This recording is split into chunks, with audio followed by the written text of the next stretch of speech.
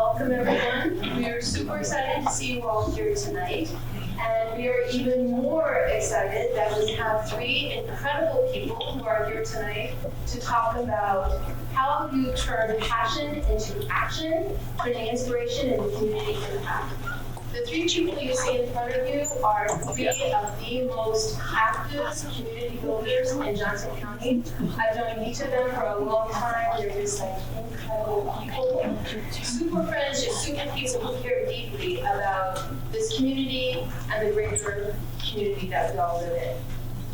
Tonight has been sponsored by the Nonprofit Leadership and Philanthropy Certificate, many of you are working on that certificate right now. We're super excited that you are part of that program. So tonight we have, and instead of me telling you who all of our guests are, I'm gonna let them tell you about themselves. They're much better at it than I would be. So we have the illustrious Mayor Bruce Teague. And Bruce has been mayor for how long? In my third year. Third year. Incredible mayor. Fourth year. It goes right fast.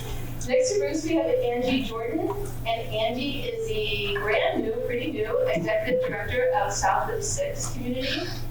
And next to Angie, we have Tasha Lard. Tasha is the Chair of the Board President of South of Six, and they'll each tell you about all the other accomplishments and the leadership roles they have in this community. Let's give them a warm welcome. Thank you. Well, it is indeed an honor to be here to spend a little time with you on 1 hour. Who got your watch? I can go over. I can keep people in meetings till midnight, so you want to definitely keep time with me. Certainly, this is a great opportunity to have some discussions about your passions, and I want to just start talking a little bit about myself. I can do that very well. But I'm Iowa City Mayor. Been on City Council since 2018, and then right when the world changed in 2020, I decided to become mayor. So it has been a fun time navigating both COVID and many other things that happened since 2020. But the greatest thing is that we're still here together surviving, right? And as we talk through today, I wanted to just mention that there's a lot of things that we can discuss. But I wanted to do a quote by Oprah Winfrey, and that's no matter who we are or what we look like or what we believe, it is both possible and more importantly, it becomes powerful to come together in common purpose and common effort. And so as we're going through this discussion today, I would encourage us to really think about what the purpose might be, and that is to inspire thought and discussion and action that each of us can personally take and making our world more equitable and respectful and living out our passion. So I'm going to introduce our next guest, who will be a panelist today. So I'll just ask Angie Jordan just to tell us a little bit about herself, and she has a lot to talk about, I'm sure. I can keep it brief. Sorry, that was Jeb Duncan. Yes, Angie Jordan. I am one of those rare unicorns that was born in Iowa City, but like most Iowa Cityans, left, came back. And so I left when I was 8 and grew up in southern Texas in the Rio Grande Valley, about 20 minutes from the Gulf and about 20 minutes from Mexico. Had a big connection with my Latino heritage and my roots down there. I went to school out east, on the East Coast, where I double majored in anthropology and psychology with a cognitive focus. And then every summer since I was 8, I came back to Iowa City. I was just telling the students back here, I didn't even know there was a university here. Because the summers in Iowa City, they're very different, right? So it wasn't until I came back as a young adult that I'm like, whoa, there's more young people. So I knew after I graduated from college, I wanted to come back here because it was just such a rich space for opportunity. I graduated in 2008 when jobs were like, and everybody's like, how am I going to do this? And I left out because I made the right decision to come back and stay in Iowa City. So my background is empowering youth and families and developing communities, particularly here in Iowa City, the South District neighborhood. A lot of my work is around just bringing people together to have fun. I think when you build that fun and that joy and those relationships, you can then be able to navigate some of those hard challenges, because the folks who have to deal with the challenges are the ones who actually have the solutions. So that led me into not just neighborhood development, but into economic development. And this is month 6 of being the executive director of our business district that our neighborhood spearheaded. So super excited. I have my lifetime partner. He's a firefighter with the city of Iowa City for about 22 years. I got 2, I call them very affectionately, my 2 little parts, my children, or Spawn. And they're both in elementary currently. And super excited to be here today with you all and to learn more from the questions and thoughts that you all bring up. Great. That's Angie Jordan. Let's give her a hand for being here. And Miss Tasha Lard. Now we're both from Chicago, so tell us about yourself. I'm Tasha Lard. I am the owner of JD Beauty Supplies, which is also right in the South District of Iowa City. I've been here about 9 years now. What led me to Iowa City was when I graduated from Chicago, with a degree. The mayor at the time was not doing any hiring for social workers. He had put a freeze on it, and I was like, okay, I'm your job. And so I applied for different organizations here and other places like Minnesota, but this became home. And so I came here and I started driving transit, and then from there I decided to open a business because it was something that was needed in our community.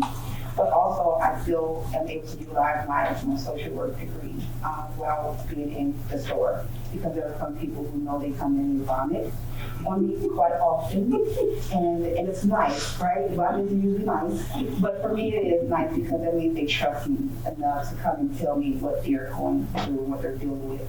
And so this beautiful woman here, and I decided at that moment when I opened my store 3 years ago in the middle of a pandemic, that it was time to create something more outside of that, which was the business district.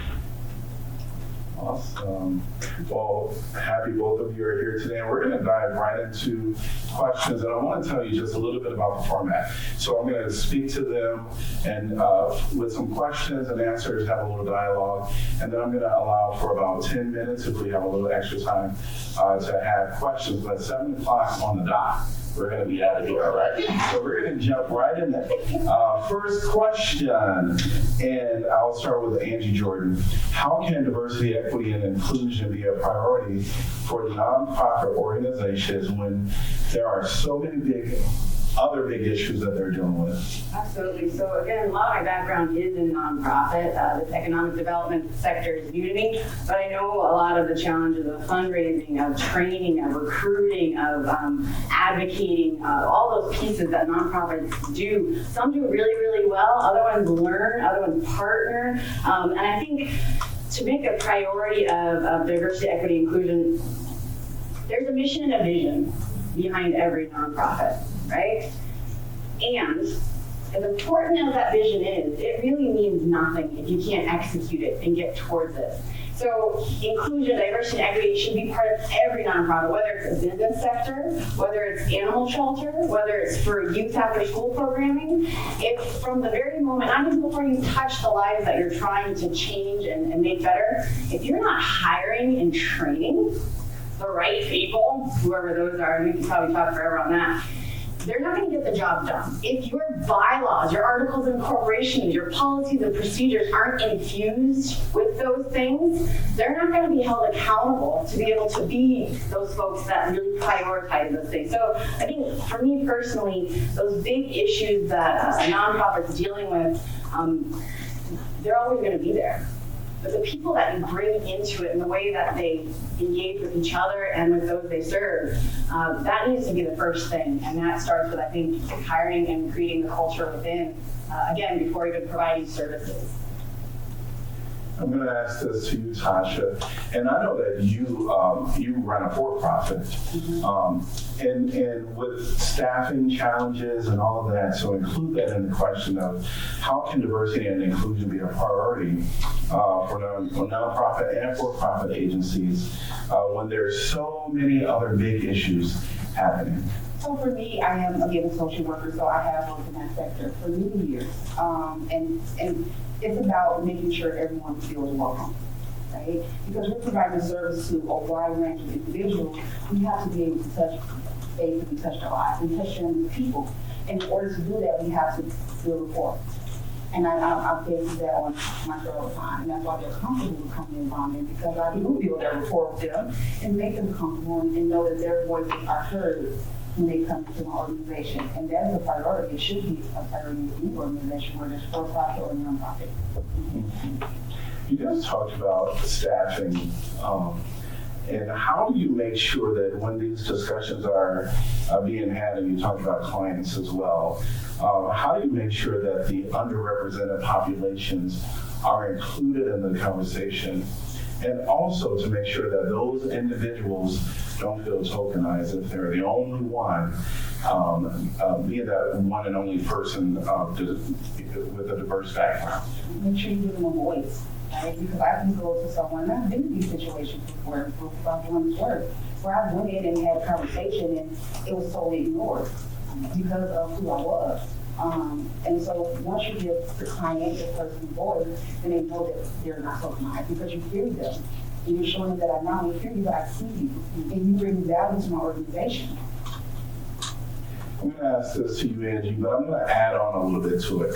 Because sometimes what I know is that we're leaders in the community, and often when people want someone to bring diversity on a board or something like that, they think of those leaders and they give us a call. And so I want you to add a little bit in the discussion about, being called on, like certain people always being called on, and also how do you include staff and clients that are underrepresented in this on any committee, and so that they don't feel tokenized. Yeah, no, that is definitely something I know we all have engaged with, and probably will continue to.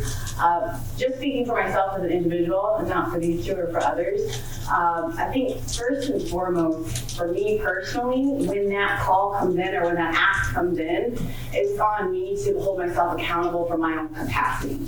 Right? So for me to continue the work that I'm already doing, not necessarily taking on something new or doing something for somebody else because they asked nicely or they offered an exchange, it's how do I sustainably do the work I do? So in that, I think when somebody's asking to diversify the board, if I could put that hat on and be that person, before you ask for their time and their capacity and actually asking them to stop and serve you, before you even get close to that question, ask and know and research how you could best serve them. So maybe you're not asking them to initially sit on the board. Maybe it's, hey, I hear you're doing the diversity markets. That's like a pop-up shop and it incubates folks. And we've got a bunch of students who would love to help promote it at the university. Is that something that would be helpful? Come with an offering. No strings attached. Right? Because at the end of the day, if you're truly wanting to serve your mission, then helping somebody else who you want to eventually recruit, you're doing that through serving them, right? Not asking them to serve you. So I think that's the first thing I would say is how can these boards or committees really do the research to see who they're asking and what it is they need, and then follow through. Follow through and come hard and strong so that maybe it's my idea to be like, well, that was nice. What can I do to help you? That comes from a very different motivation than I really need to help them because they're going to fund me or they're not. There's a very different reciprocal nature of it, right? So I would say for the boards looking to diversify their boards or the committees, first put in the time to do the work to get to know who you're asking, come to respect and appreciate their work, help them continue and extend the work. And in that, what I've found is there will be natural connections for further collaboration. Maybe it's on the board, maybe it's not. And then the second part of that question, including clients or voices into discussions help me out here, into discussions and leadership, right? How do you do that? I think, you guys might not totally agree with me, but I think one is to be quiet. That silence, when you're engaging people, give them time to think how they want to share. If you're asking them into a space around decision makers that maybe they've never been around, understand there might be some internal turmoil or anxiety or skepticism.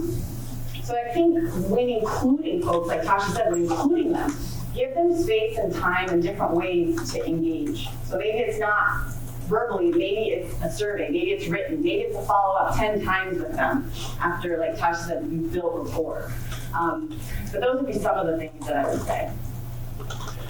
Thank you. I want to talk a little bit from my own perspective. I own a home care agency and I have about 80 employees, and I want to say we probably have close to 40 clients within the agency. And so when I think about having underrepresented voices present at the table, from a client perspective, I think oftentimes we may have some of the clients that are more well aligned with leadership.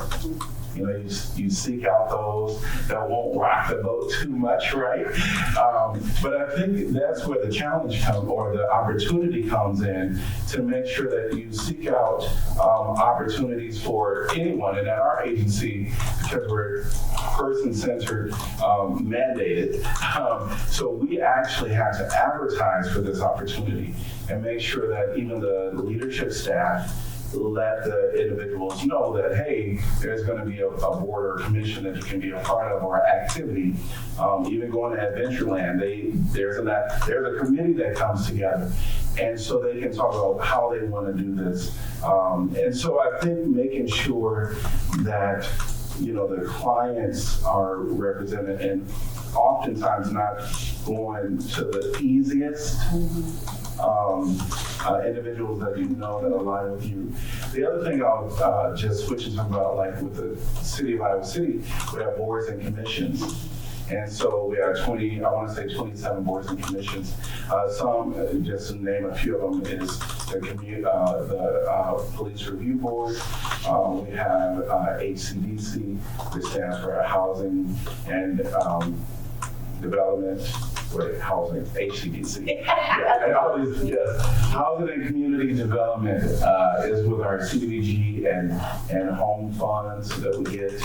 We also have our Human Rights Commission, our Truth and Reconciliation Commission. So we have these boards and commissions, and one of the ways that the city advertise for this is that we do publications, and then we get these applications that we review all of the 7 counselors. When they come in, there are some questions about some characteristics of the person, should they desire to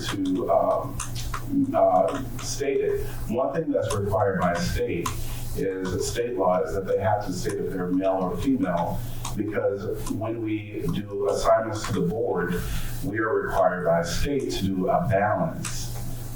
Male and female gender balances. And so I wanted to just make mention of that because representation matters on all levels. I know that we would love to be a little more expansive in the terminology beyond male and female, which there is a part for, sometimes we have the opportunity to, there is no gender balance requirement.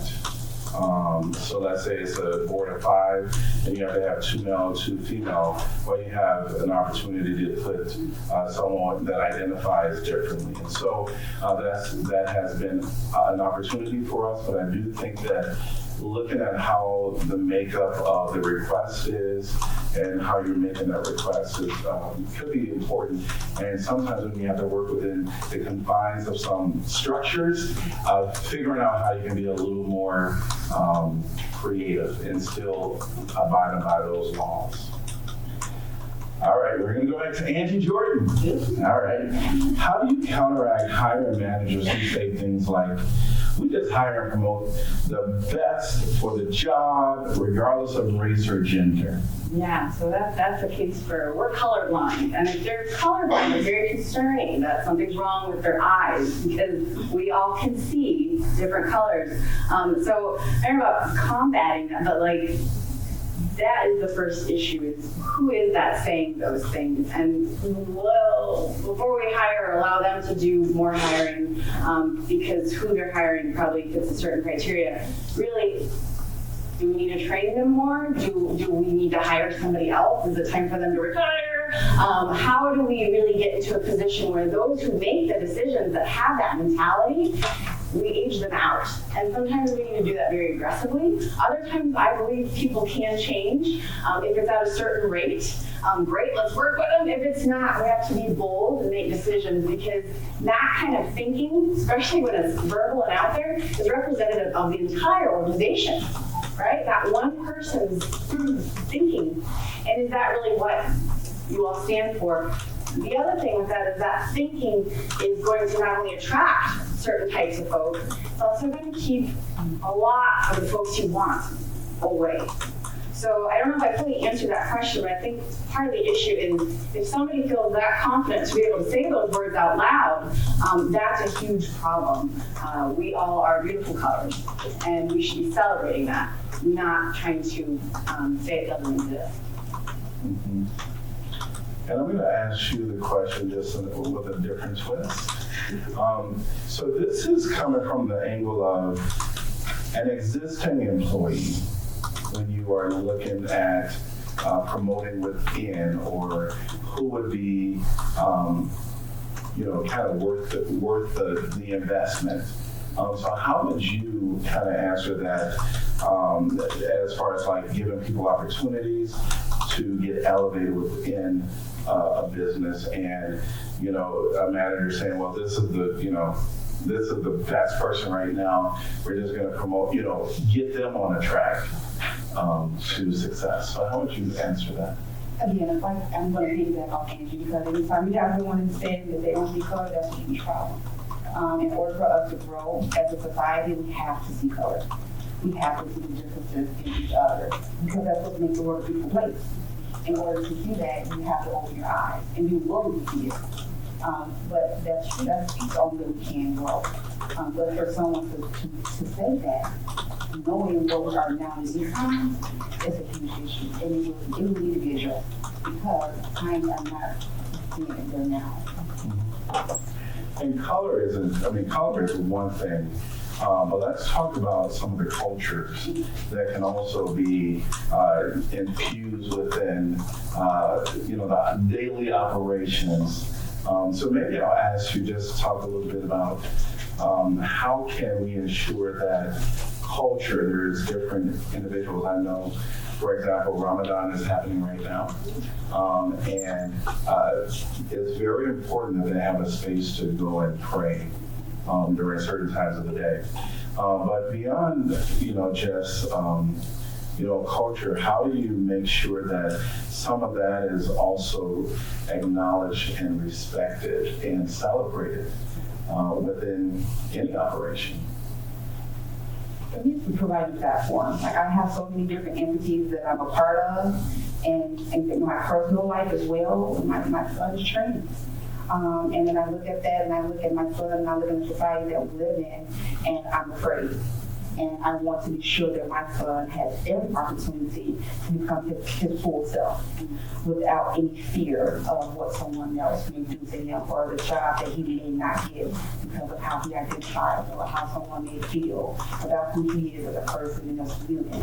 So that fear is a human fear and a parental fear, but it also pushes me to do more for the community that we all reside in. Oftentimes it's that fear that pushes us forward to change things.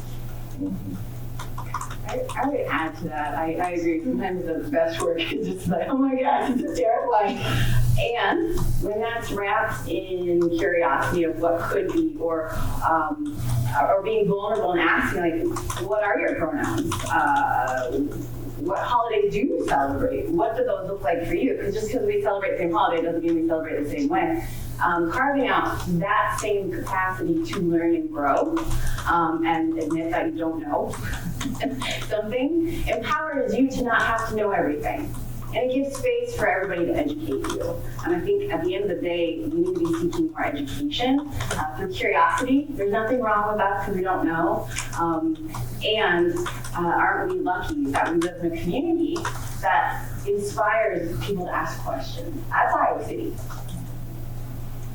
So we, council have their meetings every Tuesday, the first and third Tuesday of the month.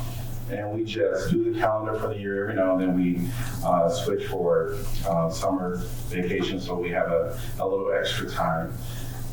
But we were doing this just without thinking about any of the celebrations that council members have in their personal life. And so 2 years ago, we had a new person come on, Janice Weiner. So Janice Weiner, she's now a representative at the State House, a senator. But she came on in 2020.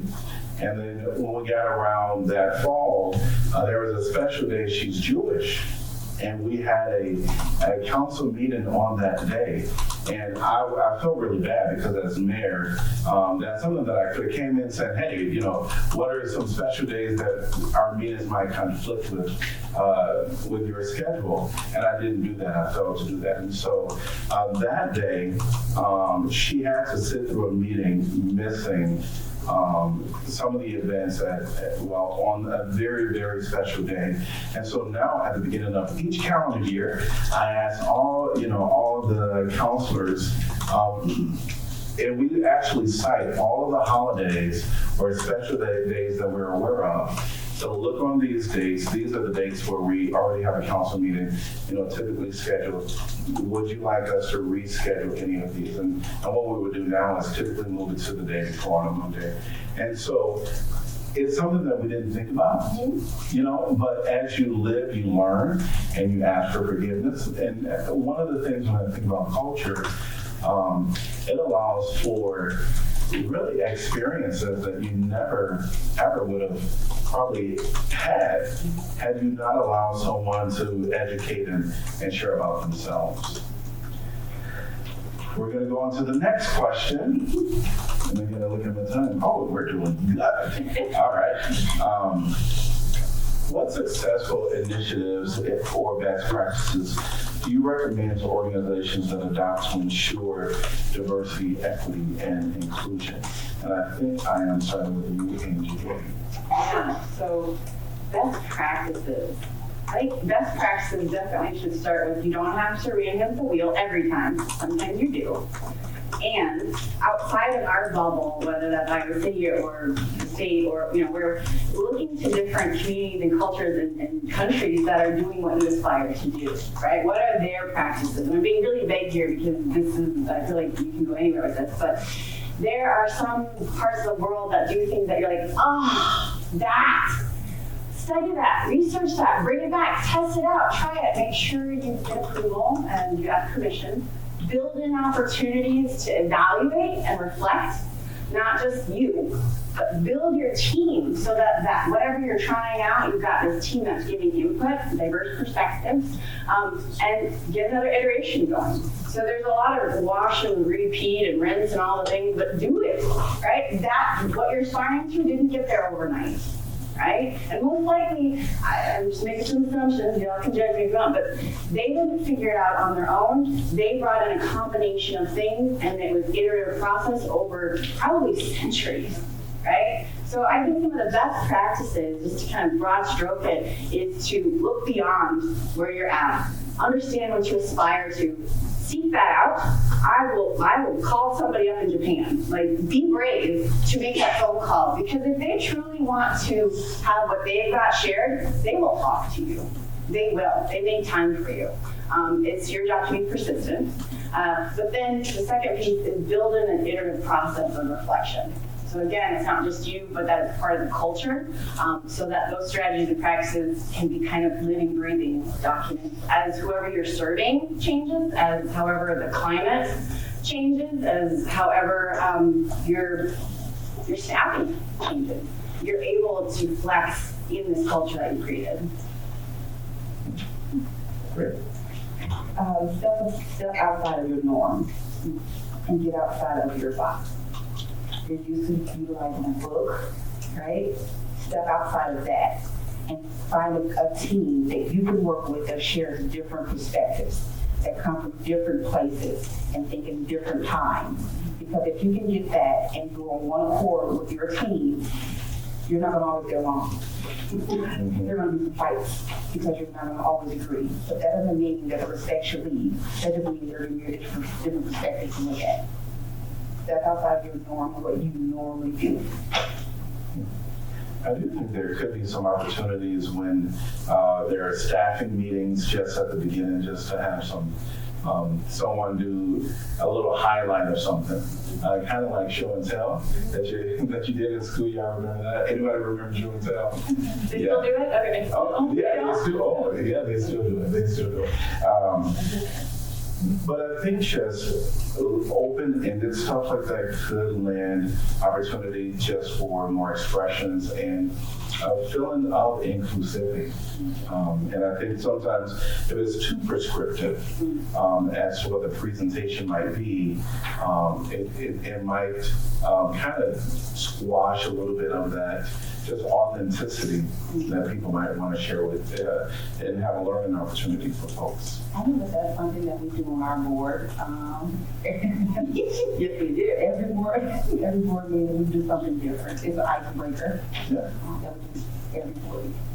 So and it works because it loosens people up, but it also makes them feel comfortable so you know that they're not the only one and no one's just picking on them. It's everyone. I would add to I think the sharing, again, building that cheer culture, having that something fun and like exciting, and also that's an expectation. Anyone on your team not willing to meet that, again, you get so many chances people can change, and maybe that's not a teammate for you. Be brave to be able to say thank you for your time. We're going another direction, because sometimes, again, I'm not speaking for these two, for myself. I think sometimes I've gotten caught into the cycle of like, oh, we just need to get them on board, we need to do all these things. And that energy, that passion is going towards that versus towards the change and the things and the people that want to do the work. So also be brave to know not everybody's ready to move with you. And be courageous enough to let them go and see if they come back. So one of the things is, as humans, there's a lot to us, right? There's a lot to us. But as I'm thinking about this, we learn from each other, right? The opportunity to do something different. But sometimes we can miss the stage or miss the opportunity if we're not being intentional. And this is just talking to some of the students in the room at this point, and ensuring that we are inviting or being a little daring, shall I say, and making sure that we're experiencing different activities, different folks, befriending different people, seeing someone sitting by themselves and going over and taking a chance and saying, hey, what's up with you? So maybe we talk to these young individuals a little bit on what are some ways for us all, myself included, to step outside of the box, as you say, and just initiate some friendships or some experiences that we otherwise probably wouldn't do. When I was at Kirkwood School, I graduated from Kirkwood and then the university, and I was in, I want to say sociology. I love that class, it changed my life. But they asked me, or asked all the students, to do something, go someplace where you've never been. And ironically, I was working at Oak Knoll, retirement home, and there was two sisters that were getting married. They were both Amish. One was I would use the word strict Amish, I don't know what the terminology is, and one was a little laid back. So one wedding was early in the morning at like 10 a.m. or 8 a.m. It was really early, and the other one was later. And the difference in the two was one had secular music. It was like Garth Brooks playing when they were walking down the aisle. They didn't have on the headpiece, the head covering, whereas the other sister, she did. And so it was an opportunity that I was like, I'll go to this wedding, I'll get my credit for my class. And it was an eye-opening. The one that was more strict, all the men were on one side and the women on the other. So I was there with a female, and so we split because I wanted to respect when you're in Rome, you do as the Romans, right? When you get home, you can do whatever. Go back to your own routine. So I did that, and it was a great experience. So I want to talk a little bit to the individuals here about what are some of the ways that they can kind of step outside the box and do something extraordinary. I started an organization, and it's in the process of being a nonprofit. And for me, that was stepping outside of my norm. I was like, I'm used to running a business and doing this, but this one, it was very specific on what I wanted to accomplish for the community that I serve. And it was different, right? I took a chance, and sometimes we often have to take chances on us. We can't wait for someone else, a professor, our parents to take chances. We have to take a chance on us if we want to succeed. Because if you fail, you can't blame anybody else. You can only blame you. So again, it's taking a chance on you. I would add to that, I remember, again, never thinking I'd get into like economic development. And in my neighborhood, I really wanted a coffee shop that I could go knit at and get away from my family from and eat pastries. I really wanted a place that was walkable and it was local, so that, I felt like the money was staying here. And through a lot of my community development work, seeing the sparseness in our commercial district of how would a coffee shop even exist here, So to get a coffee shop, something I did to step out of my comfort zone, was motivated by caffeine and calories, but was to see what would the economic landscape need to be like. And instead of creating something brand new, tapping into stuff I already knew about the neighborhood. What are we doing in the neighborhood that's already working? Can we just do this economic development and then people like each other and then people will be able to afford leasing space and property owners will be cool and it already works here.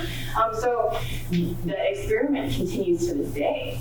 And some of that doubt of like, well, do I even know what I'm doing? Part of stepping out of your comfort zone is also having the knowledge that yes, you do know what you're doing. You don't maybe know the steps or the sequence, and if you're humble and vulnerable enough, it will be taught to you, and you have a team that you can cry and laugh with.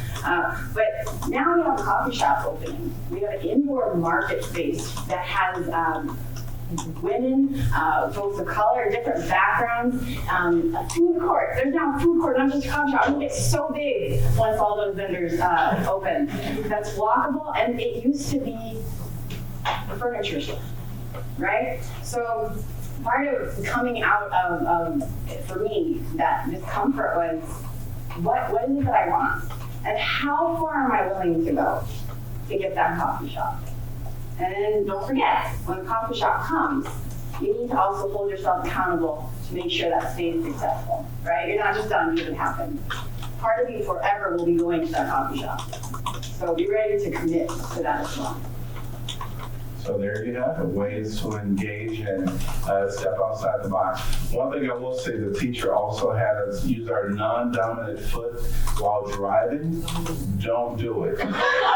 It is not wise. All right, the next question, what are some strategies for recruiting to increase board member and staff capacity? So I know we already kind of covered that. Did you want to add anything to that question? I think for us, it was being able to go out into the community and engage members of the community. But then we had some who were very resistant, but we had a lot that were really on board and saw the vision that we saw. And those are the ones we want on our board because they saw the bigger picture like we saw. And I would add to the structure of our business district is a self-supported municipal improvement district, which in a fancy word is all the property owners in this designated area impose a tax on themselves. So they're saying, we want change, and we're going to put money towards this. And what they're able to do is leverage that money to hire somebody who's crazy passionate about that side of town in the coffee shop. And to be able to write grants and bring folks together. Their investment to be on that board is very different than a volunteer. They have financial skin in the game. I got so many people on my finance committee that wouldn't even talk to me when we were doing neighborhood development at a volunteer level. There's nothing wrong with that. I'm not judging them. They're an awesome finance committee. And their involvement changed drastically because they were forced to put skin in the game. That tactic doesn't always work. In this case, it did. So finding ways that you can help encourage folks to get skin in the game so that it's not just volunteering, it's personal. They're showing up because their kid's gonna be affected by this, because their property's gonna be affected by this. Make it personal. I think the best way to make something personal and ask other people to do it is to make it very personal for yourself. If this business district fails, my neighborhood has a piece that's not going to work. And we will find other ways to make it work, but that will be a huge blow to a lot of folks, including me. I have everything to lose, but everything to gain. Find board members who are like that, and like Tasha said, you gotta get out there. That's gonna take time. But it's worth it. It's worth it. Mm-hmm. So let's talk a little bit about the biggest challenges that you've seen or encountered when implementing DEI program and policies, and how you overcome that. What are ways to overcome that? Just continuing to educate. Just because we have DEI doesn't mean that it's being implemented the way that it should. And we can talk about DEI, but unless you're actually participating in it and ensuring that it continues to happen and educating individuals on what it is, then what would be the point? You have to educate individuals on why it's important in agencies, outside of agencies, in the world, period, because it's important. I would add to, again, be brave, to hold folks accountable, right? I don't know, 3 strikes or whatever it is, but if folks aren't, if you don't have a system in place to like train and educate and also evaluate, also what's the point of having the training? It's another check mark in the box, and what does that make you, right? So don't be that person that's just going through the motions. Have teeth in it. Celebrate those who are doing really, really, and elevate. Give them a raise. The folks who are doing DEI like a rock star, right? Promote what you want to see in your organization, and also, again, be brave enough to release those that maybe aren't yet ready for that challenge.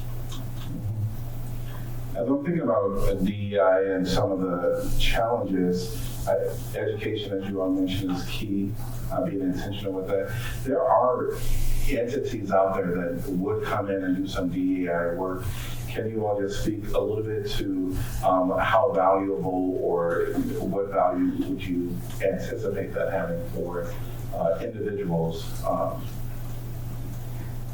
I think in order for that, I mean, it is valuable, right? The cultural competency that is needed in most organizations in order to push organizations forward.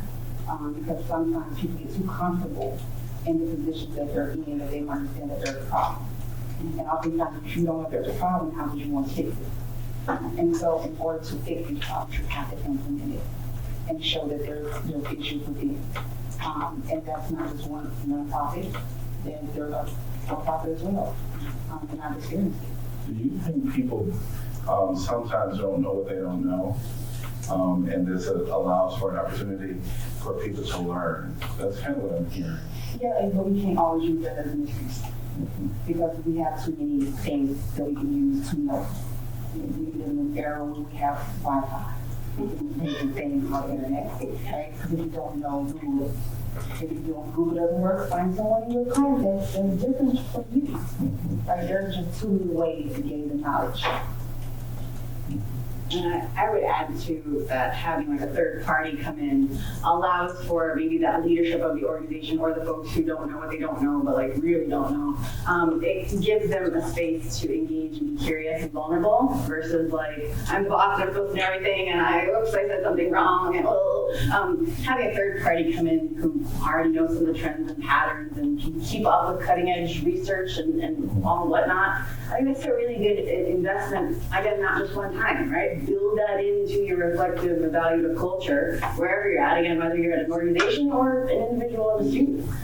Get feedback from outside your circle, but also, again, give yourself grace and permission to know you don't know everything either. And what happens when you don't know and you said something that you shouldn't have?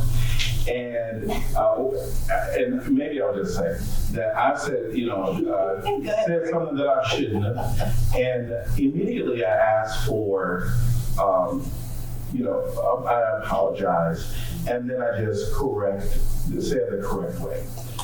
So I guess if people don't get it right all the time, what are some of the words and advice that you would give to the folks? Just continue to be open, right? You have to be open with, and no one's perfect. There's no such thing as a perfect person on the earth. We're gonna make mistakes, but be willing to actually accept the criticism and accept the education, and just being open and accepting of when someone comes to you and say, hey, that was wrong. Can we have a discussion on how we can fix it? And not be combative and preach they're coming to you in a harmful way, because that's not the case. Yeah, I would add, exactly. The fact that somebody shared with you that you're wrong, how brave are they, right? Putting themselves, they don't know how you're going to react to that. And or that also gives you information that maybe they're at a point in their lives where they're like, I'm not taking this anymore, I'm going to go ahead and tell you what I feel like. That's what we should all aspire to. Now, there are different folks who will respond to different tones. If you can hear the words, maybe not necessarily the tone, I would encourage you to listen to the words, because I've gotten defensive or like, what are they? The forgiveness piece, but again, if somebody's going to correct you, they're giving you a gift. Take it, receive it, and pass it on. And not lingering on it too, because I think sometimes when you linger on it, you're making it about yourself, and not the fact that somebody gave you something to use. Use it. So this is going to be the last question before I come to you all with all your wonderful questions. So for advocates, what advice would you give for those that want to really enhance and start kind of a DEI program, or just advocate for DEI in general? What advice?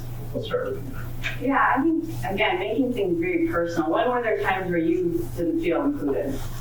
What was that like? Why, in your mind, did that happen?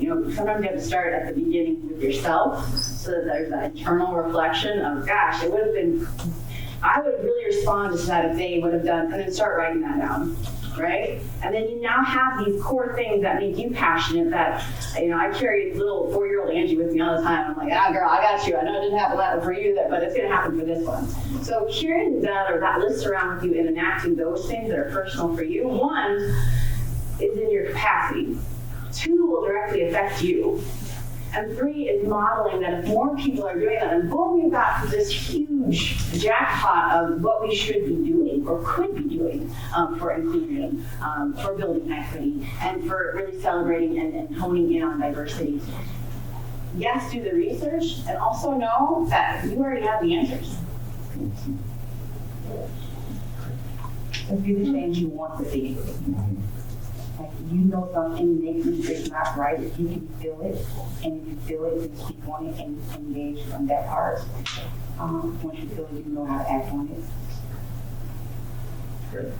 All right, we're going to turn to you all for some questions. So if you can just speak loud and maybe just raise your hand and I'll call on you right here. And please tell us your name. I'm Shafari Malik. I wanted to ask you, given this venture, as an entrepreneur, you get bombarded with ideas all the time. And, how do you focus on what people would not to do? Because there's so much information out there, and I get information paralysis. I would I can do this, I can do this.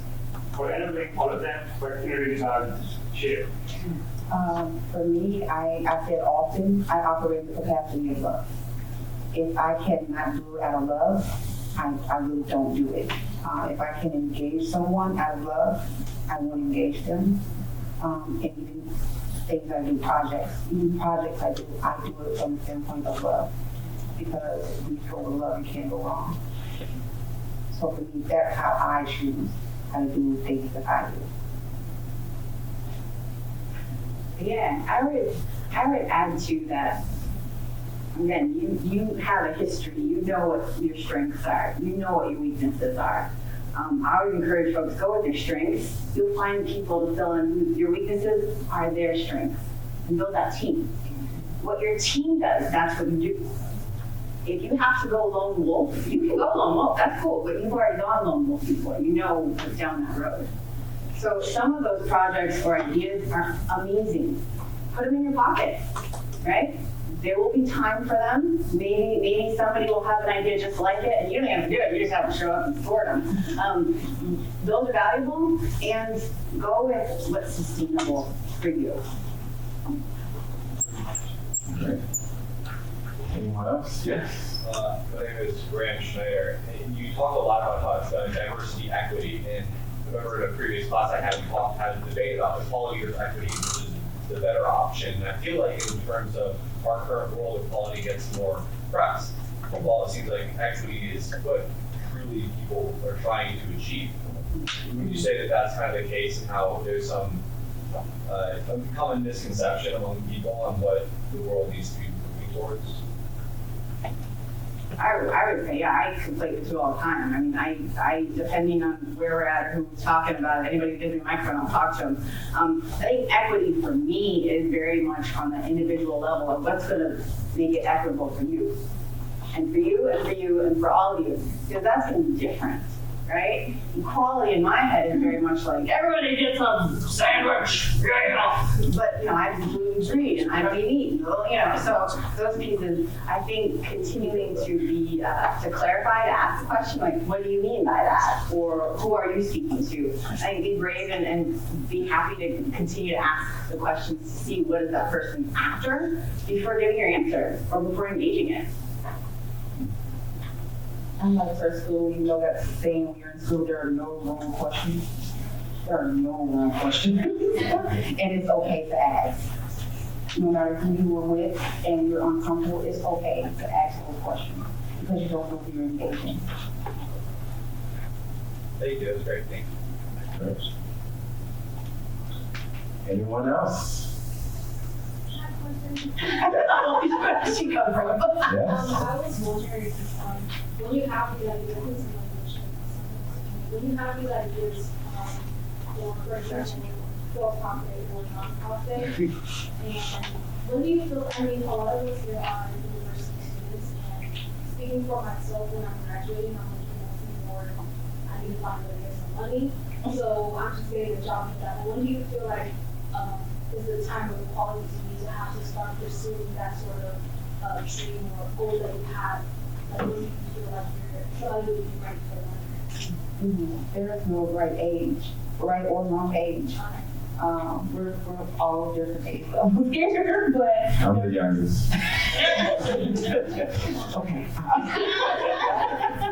But there is no right time, no wrong time. What it is, what feels right for you, and where you are at that given moment. Like I've always wanted to open a beauty supply store. I've always wanted to do that. I didn't have the time at the moment, but when I did, I did. So there is no right or wrong age.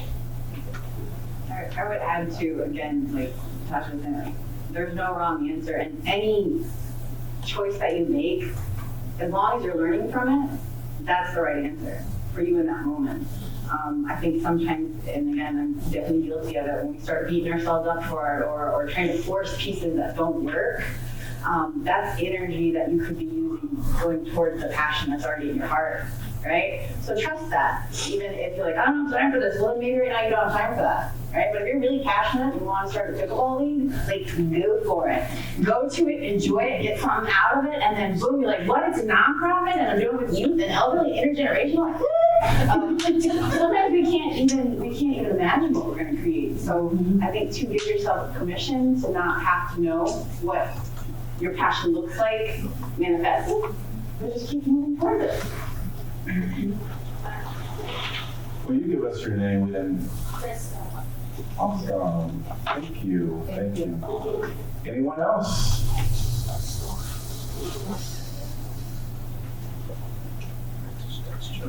You've had time for us. We have time for you. Seeing no one else. Oh, I'm sorry.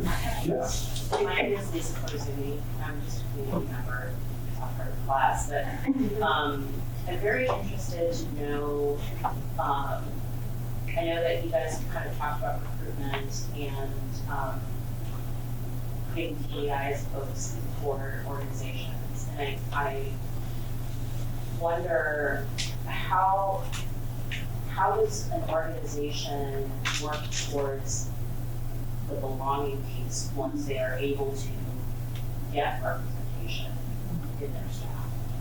What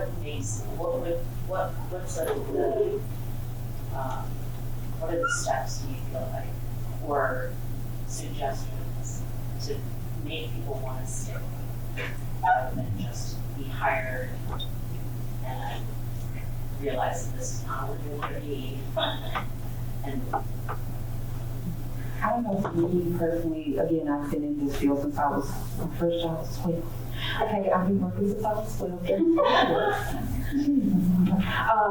But for me, it's, again, it's being comfortable, right? If I can go to my boss and say, I have some issues, I have some concerns, and the open door policy is actually an open door policy where I don't feel like I'm not being heard, I'm not being saw, and I'm being rejected for what I'm bringing in, then that might be the place I want to be, because they've shown that it's okay to be vulnerable, it's okay for me to be open, and they hear my concerns.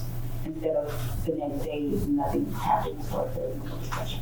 so if you feel like you've been heard, but no action gets taken, where do you go with that? You keep being heard. Because that means they probably have time and don't know how to fix the problem.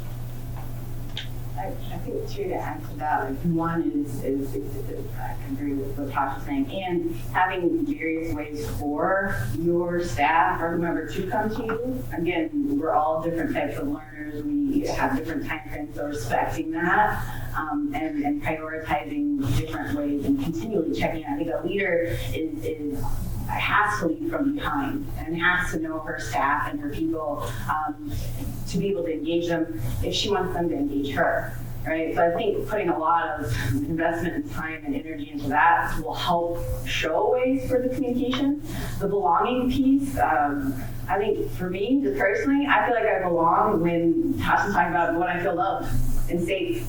And I know this might sound like pokey, but boy, I can do anything when I feel those things. I can be fierce, I can be mean, I can be harsh, I can be soft, I can be all the things that I know I can be if I feel supported and safe. So if there's not action coming around me at the beginning of working for you, where I feel like excited, I'm not gonna work for you. You know, what? Again, kind of bring it back to like the joy thing, like what makes people happy? Do that at work. And build that stock of positive energy, because there will be times where conflict comes up and they need to talk to you. But I think if you don't have that rapport and culture, and you have the expectation that they're going to talk to you about hard stuff, I don't think that's realistic. Well, I certainly want to thank our panelists today, Tasha Lard and Angie Jordan. And also wanted to just say thanks to Deb Duncase and Jennifer Dick. Also. And then I'll just do one quote before I turn it over to Jennifer. And diversity really means becoming complete as human beings, all of us. We learn from each other. If you're missing on the stage, we learn less. We all need to be on the stage, and this is by Jean Felipe Carrera. Thank you very much again, all three of you, for coming tonight and sharing all of your wisdom and your experience. And thank you all.